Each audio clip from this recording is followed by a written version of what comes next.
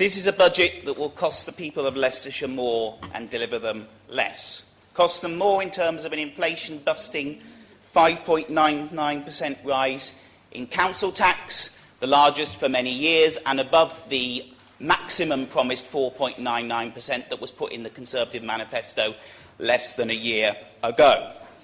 Possibly cost them more with a threat of on-street parking charges, and at the same time a budget that will deliver the people of Leicestershire less. Less in terms of 24 children's centres faced with closure.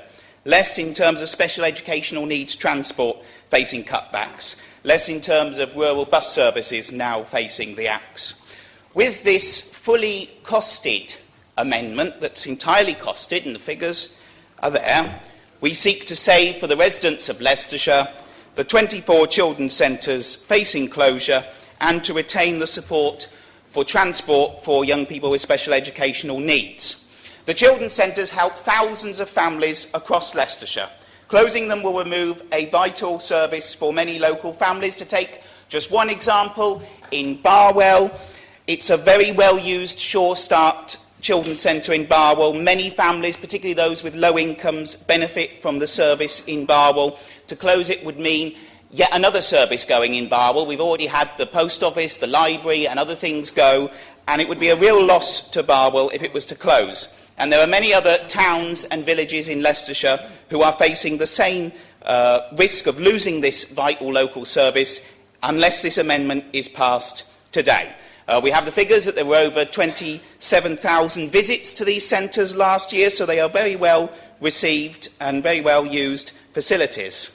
And I hope the Conservatives can support this fully costed amendment today, because in the past, to be fair, they have, often belatedly, taken up some of our proposals. In the 2013 budget, Lib Dem amendments at the time were for solar panels and an extra £1 million for highway maintenance. Tories voted them both down, but then they reintroduced the £1 million for highways just a month later, and within a year had plans to do the solar panels, which now I understand saves the County Council over £400,000 a year. 2014, Lib Dems proposed investment in LED street lights. This was absolutely denounced and condemned by the Conservatives. We're totally against it. They campaigned against it vigorously. However, by the end of the year, they agreed to make £25 million investment in LEDs. That would lead to £2 million savings a year. Then in 2015, we raised the issue of the grass cutting, which at the time was a big issue, and said that the cuts to the grass cutting services should be considered. Again opposed by the Conservatives at the time, but eventually it was accepted that it made better sense to provide a better grass cutting service than spend £100,000 dealing with extra complaints. And then we had the fire service cutbacks, which were threatened again. And we opposed it, and we were told no, they were going through, and then the Conservatives reconsidered, and the fire services, thankfully, were saved. I hope that for the benefit of the people in Leicestershire, we will see the Conservatives support our amendment today, as they've supported some of our other policies in the past, keep open the children's centres and continue to support special educational needs. We have costed this amendment. The money is there to support these services. But why are we in this situation again? It is because we continue to be so badly funded by this Conservative government. The people of Leicestershire have loyally elected a Conservative county council for many years and all Conservative MPs in the county. But what have the Tory MPs and county councils' leadership delivered? They've delivered the worst funding in the country for Leicestershire from the Tory government, which is why we are in the situation this year, as so many years before, with more tax rises and more cuts to services because of the failure to deliver fair funding from the government. We are told that it is likely to change in future, and yet we've seen a recent example of how our area is again taken for granted by the Conservative government with the bid for the business rates pilot.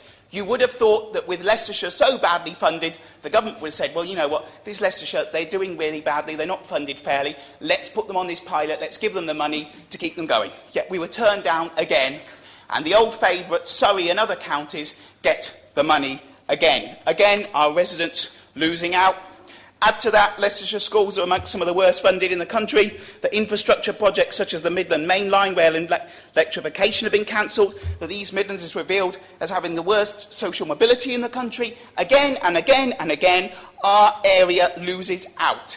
If the DUP can hold the government to ransom for £1.5 billion, why can't our Leicestershire MPs, who also hold the balance of power, demand the extra money that Leicestershire services need to keep our county going? In 2013-14, we had £81 million revenue support grant.